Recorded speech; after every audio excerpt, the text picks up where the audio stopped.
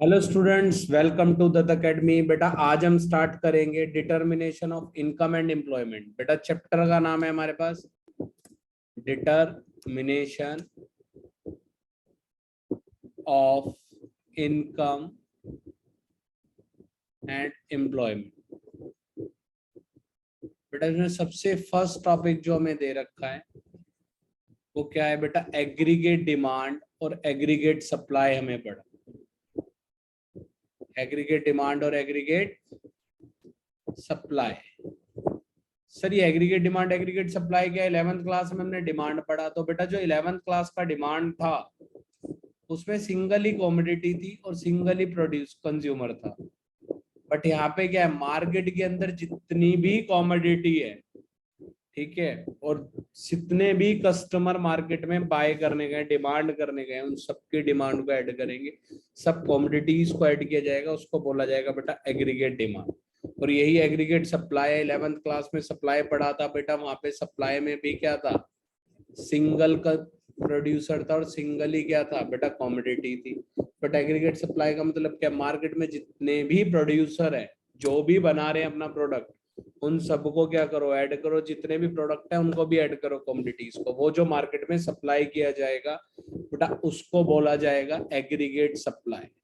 ठीक है। अब डिमांड में बेटा 4 सेक्टर आते हैं। फर्स्ट है बेटा हाउस होल्ड सेक्टर, सेकंड है बेटा हमारा प्राइवेट यानी इंडस्ट्री सेक्टर, प्राइवेट इंडस्ट्री, ठीक है।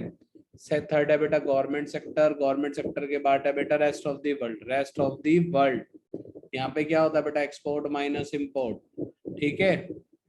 हाउस होल्ड सेक्टर क्या करेगा? कंज्यूम। प्राइवेट सेक्टर का इन्वेस्टमेंट, गवर्नमेंट सेक्टर का सर जी आ जाएगा, और रेस्ट ऑफ द वर्ल्ड का एक्स माइनस एम। हमें पढ़ना क्या है बेटा? खाली 2 सेक्टर के बारे में पढ़ना है, तो उसी को पढ़ेंगे। तो बेटा आ जाते हैं। अब हमें पढ़ना है बेटा एग्रीगेट डिमांड और एग्रीगेट सप्लाई। एग्रीगेट डिमांड को एडी से डिनोट करते हैं, यानी सी प्लस आई। और एग्रीगेट सप्लाई को किससे डिनोट करेंगे बेटा? इनकम से। प्रोड्यूसर कुछ सप्लाई करेगा तो उसको इनकम जनरेट होगी। और इनकम को क्या करोगे बेटा? या तो खा लोगे या बचा लोगे, यानी कंज्यूम कर लोगे या फिर सेव कर लोगे। ये हमारे पास हो गया ये। अब इनकम जब जीरो होती है, इनकम को वाई से डिनोट किया जाता है। जब इनकम आपकी बेटा जीरो होगी उस टाइम पे जो कंजम्पशन होता है, क्या होता है बेटा? कंजम्पशन। इनकम जीरो थी उस टाइम पे मैं जो खर्चा कर रहा हूं बेटा उसको ऑटोनोमस कंजम्पशन बोलते हैं। क्या बोलते हैं? ऑटोनोमस कंजम्पशन, ठीक है। तो उसको सी बार से डिनोट करते। किससे डिनोट करते? सी बार से डिनोट करेंगे, ठीक है। और इस टाइम पे सेविंग भी क्या होती है बेटा? हमारी नेगेटिव रहेगी। सेविंग भी क्या रहेगी? नेगेटिव रहेगी। क्लियर हो गया। अब इसके बाद बेटा 2 फॉर्मूले लिखते हैं। सबसे पहले एपीसी एपीएस, एमपीसी और एमपीएस। तो बेटा एपीसी का मतलब है average propensity, average propensity to consume, यानी इसका फॉर्मूला है सी अपॉन वाई। और इसका फॉर्मूला बेटा एवरेज प्रोपेंसिटी टू सेव। तो बेटा इसका फॉर्मूला क्या है? S upon Y. अब एमपीसी का फॉर्मूला क्या है बेटा? मार्जिनल, यानी इनकम में कितना चेंज हो उसकी वजह से खर्चों में कितना चेंज आएगा। अभी एक टेबल बनाएंगे तो उससे क्लियर हो जाएगा बेटा। मार्जिनल प्रोपेंसिटी टू कंज्यूम,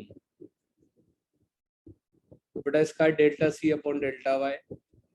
और इधर है बेटा marginal propensity, marginal propensity to save. तो बेटा इसका फॉर्मूला है मेरे पास डेल्टा एस अपॉन में डेल्टा वाई। ये हमारे पास बेटा फॉर्मूला है।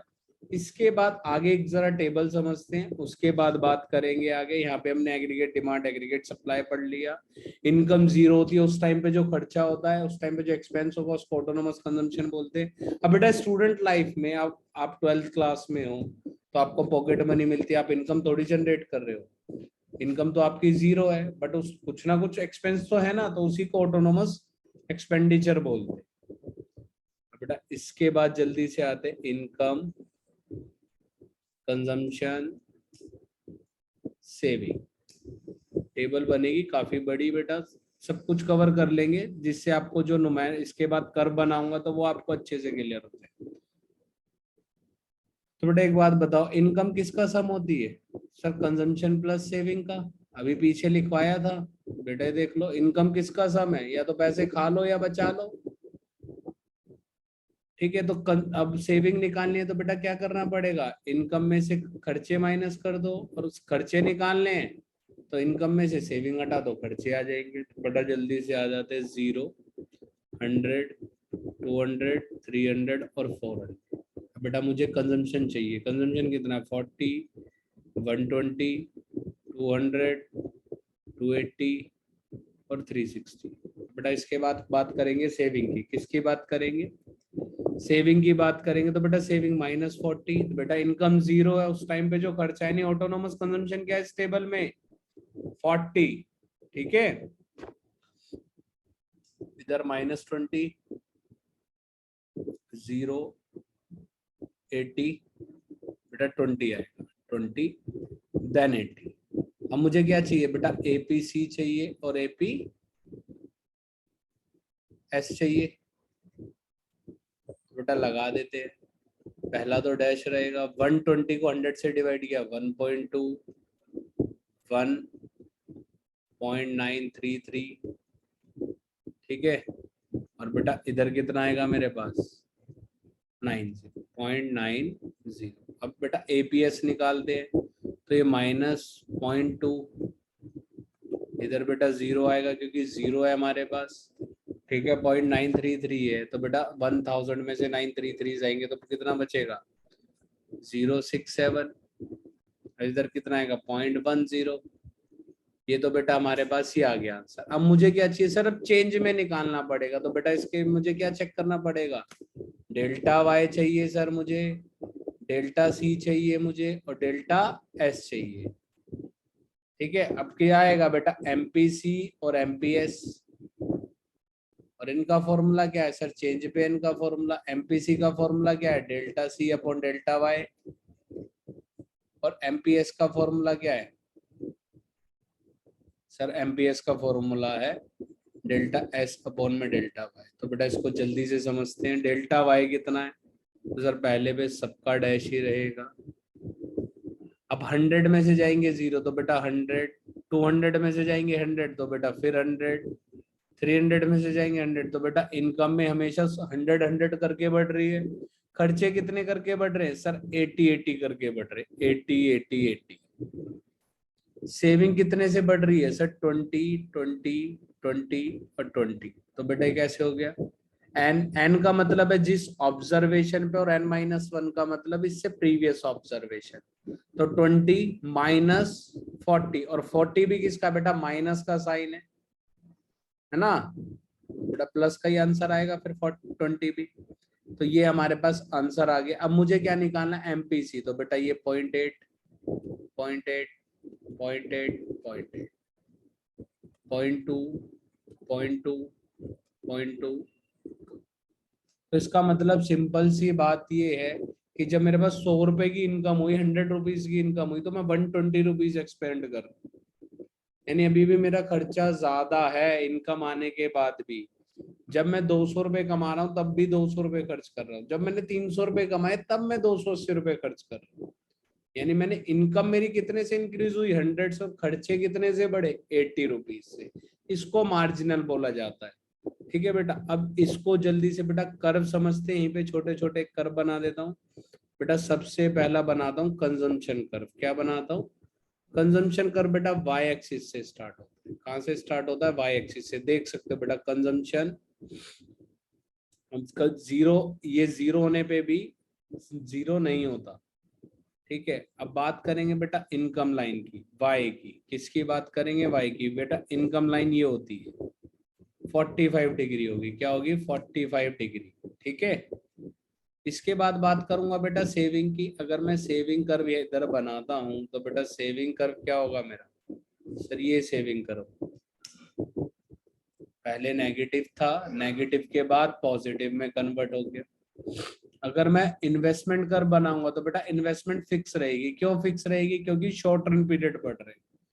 शॉर्ट टर्म में इन्वेस्टमेंट हमेशा क्या रहती है बेटा, फिक्स रहती है। कोई बिजनेस स्टार्ट कर रहे हो, मशीन लगाओगे तो बेटा सिंगल लगाओगे ना, पता नहीं कि लॉन्ग टर्म में बिजनेस चलेगा या नहीं चलेगा, तो क्या करोगे, उसी मशीन पे अपनी लेबर बढ़ाते रहोगे। अब तुम्हें लग रहा है बिजनेस चल गया तो बेटा क्या करोगे, इन्वेस्टमेंट और कर दोगे। यानी लॉन्ग टर्म में चेंज होगा, शॉर्ट टर्म में फिक्स रहेगी। तो बेटा यहाँ पे हमने कर्व बता दी आपको,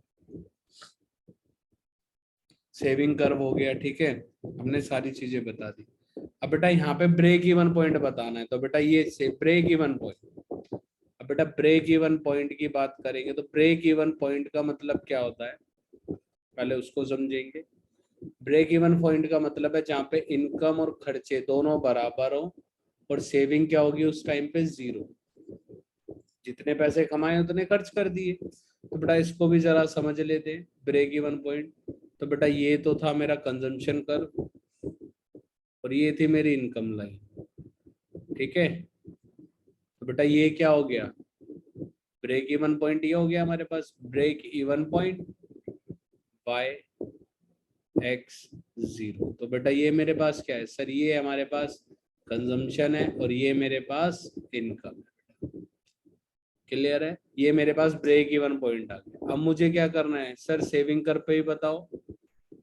बेटा सेविंग कर पे भी बता देते हैं, कोई प्रॉब्लम नहीं है।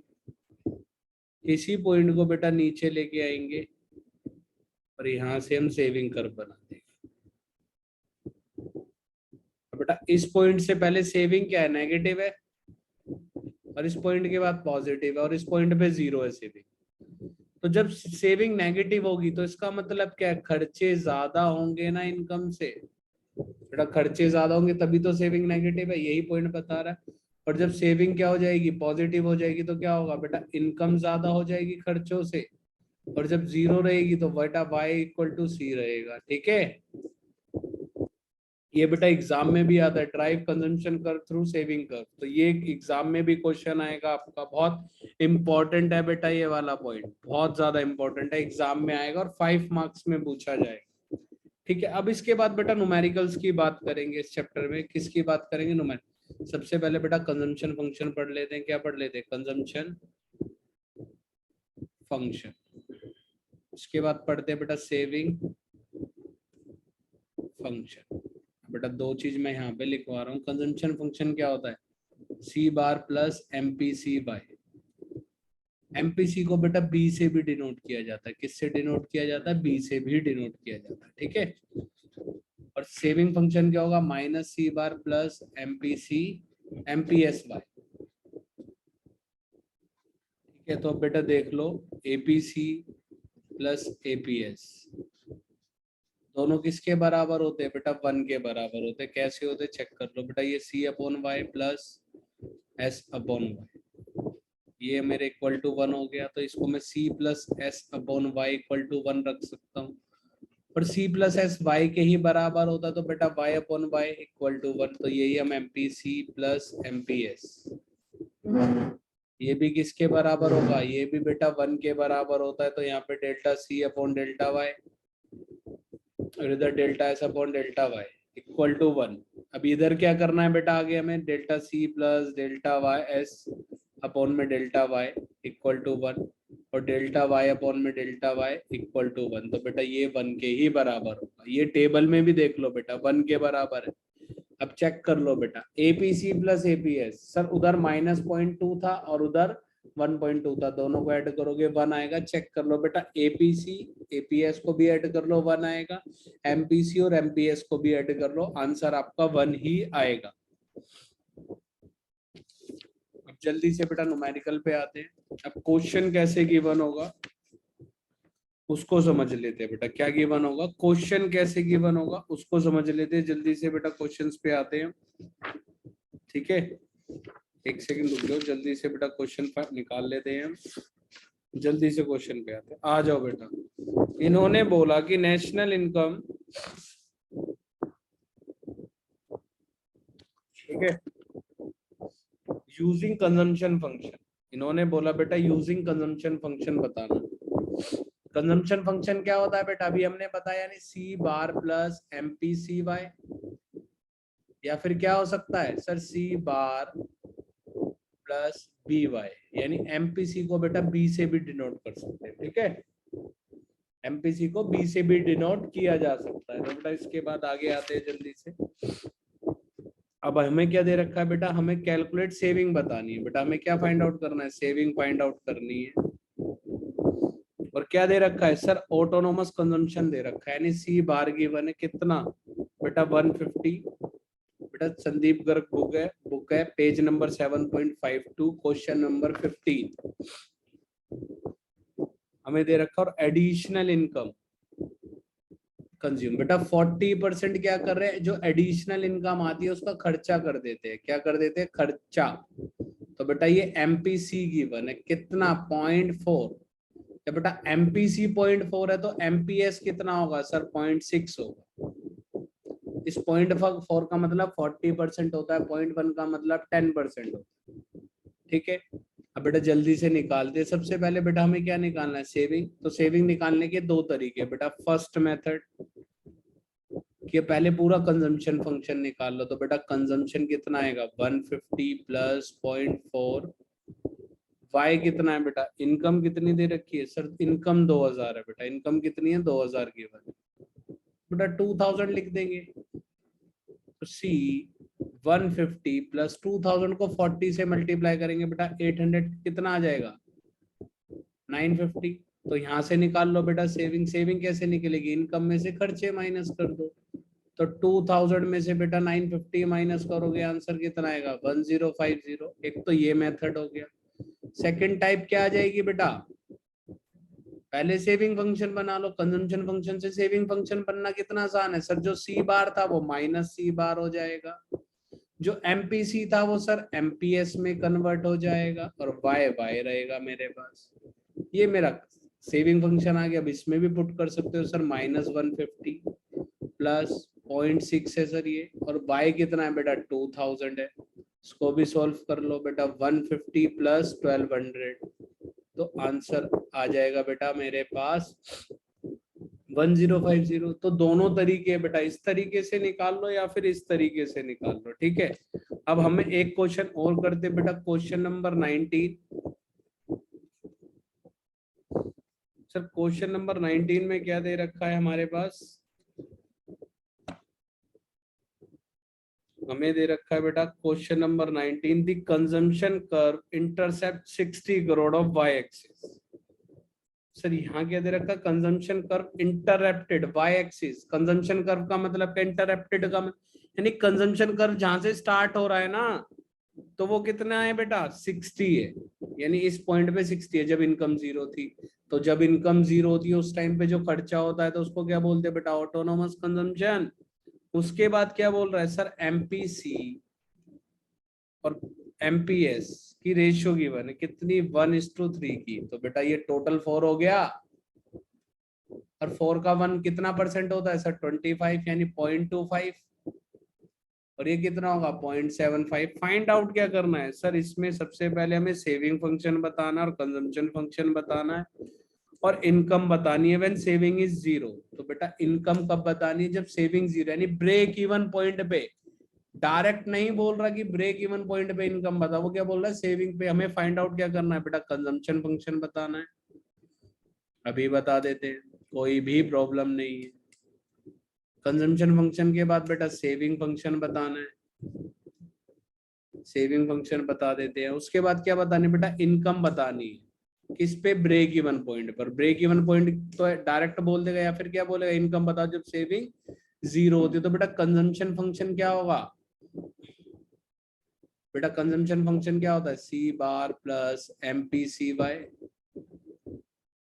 तो सी बार कितना है बेटा 60, और एमपीसी कितना है मेरे पास सर, एमपीसी है 0.25 वाई, ये आ गया। अब मुझे क्या चाहिए सर, सेविंग फंक्शन चाहिए सर, ये -सी बार प्लस एमपीएस वाई होता है। बेटा यहाँ पे इसको क्या लिखेंगे, -सी बार कितना है 60 प्लस 0.75 वाई। अब बेटा ये आ गया। मुझे क्या बताना है सर, ब्रेक इवन पॉइंट पे। तो ब्रेक इवन पॉइंट पे क्या होता है sir, y is equal to C, ये दोनों होते हैं बेटा इसी के बराबर। अब y कितना है, y तो नहीं पता, बट कंजम्पशन फंक्शन पता है, हाँ सर पता है। बेटा 60 प्लस 0.25y, अब बेटा y minus 0.25y equal to 60 बेटा। अब y मैं यहाँ पे रखूंगा 0.75y इज इक्वल टू 60। अब y मुझे यहाँ रखना है और 60 डिवाइडेड बाय 0.75। तो बेटा इसको सॉल्व करेंगे तो कितना आ जाएगा बेटा 80 करोड़ आ जाएगा। कितना आ जाएगा 80 करोड़, यानी इनकम कितनी आ गई 80 आ गई। तो बेटा ये ब्रेक इवन पॉइंट पे हमने फाइंड आउट कर लिया। अब बेटा एक और आ जाते हैं। अभी हमें क्या बताना है सर, एक पॉइंट और बताना है, ब्रेक इवन पॉइंट पे भी बतानी है। एक क्वेश्चन और कर लेते हैं बेटा ऐसा, क्वेश्चन नंबर 22।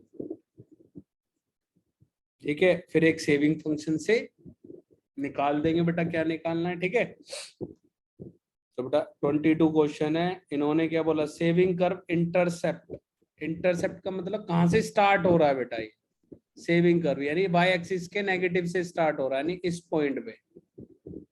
इस पॉइंट पे क्या है माइनस है बेटा, यानी ऑटोनोमस कंजम्पशन 40 दे रखा था, यानी -40। अब हमें सेविंग फंक्शन बताना है, और जो भी हमारी एडिशनल इनकम है उसका हम 60% खर्च कर देते हैं। खर्च का मतलब क्या हो गया बेटा, एमपीसी यानी 0.6, तो एमपीएस कितना हो जाएगा 0.4। अब हमें क्या बताना है सर, सेविंग फंक्शन। तो बेटा भी बता देते सेविंग फंक्शन, क्योंकि सी बार कितना है -40, सी बार तो बेटा +40 सेविंग रहेगी बेटा ये। तो इसके बाद जल्दी से मुझे क्या बताना है सर, सेविंग फंक्शन। तो सेविंग फंक्शन जल्दी से बता देते हैं बेटा, सी बार की जगह एमपीएस वाई, तो इसको पुट करेंगे बेटा 40, वो भी माइनस में, प्लस एमपीएस 0.4y, तो बेटा ये आ गया आंसर। इसके बाद बेटा नेक्स्ट क्या बताना है सर, कंजम्पशन फंक्शन। तो बेटा ये भी बता देते, सी बार प्लस एमपीसी वाई। तो बेटा सी बार कितना है मेरे पास 0.6, सी बार 40 है सर, एमपीसी 0.6 है, और वाई ये कंजम्पशन फंक्शन आ गया बेटा, ये सेविंग फंक्शन हो गया। अब मुझे क्या बताना है सर, ब्रेक इवन पॉइंट पे इनकम बतानी है। क्या बतानी है ब्रेक इवन पॉइंट पे, तो y माइनस सी, इन्होंने डायरेक्ट पूछा है बेटा ब्रेक इवन पॉइंट पे, तो बहुत सिंपल है बेटा, y को एज इट इज रखेंगे। c मेरे पास कितना है, तो बेटा c है मेरे पास 40 प्लस 0.6y। अब बेटा ये इधर आएगा, तो y minus 0.6y is equal to 40, 0.4y बच जाएगा, और बेटा 40 इधर रहेगा, y इधर रखूंगा, और बेटा 40 डिवाइडेड बाय 0.4, तो बेटा आंसर कितना आ जाएगा 100 करोड़ आ जाएगा। कितना आ जाएगा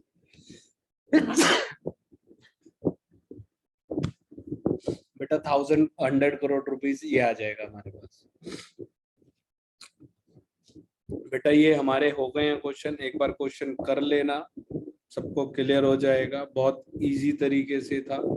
ठीक है, इसके बाद बेटा हम नेक्स्ट क्लास में मिलेंगे नेक्स्ट टॉपिक के साथ। ये हमारे क्वेश्चन हो गए बेटा, छोटे छोटे जो भी क्वेश्चन थे। और ये कर, इसमें बेटा ध्यान रखना, ये कर बहुत इंपॉर्टेंट है, मैं दोबारा बता देता हूँ। पहले आप कंजम्पशन कर बनाओगे, ठीक है, कंजम्पशन कर क्या हो गया, ये बेटा मेरी इनकम लाइन हो गई, ये मेरा कंजम्पशन कर हो गया, ये मेरा ब्रेक इवन पॉइंट हो गया। इसी के नीचे बेटा सेविंग कर बनाना है, तो इसी पॉइंट को नीचे लेके आएंगे, ठीक है, और ये मेरे पास सेविंग कर बन जाएगा। ये 5 मार्क्स में आना है, बहुत इंपॉर्टेंट, और वो न्यूमेरिकल आएंगे। ठीक है बेटा, अब मिलेंगे नेक्स्ट क्लास में नेक्स्ट वीडियो के साथ।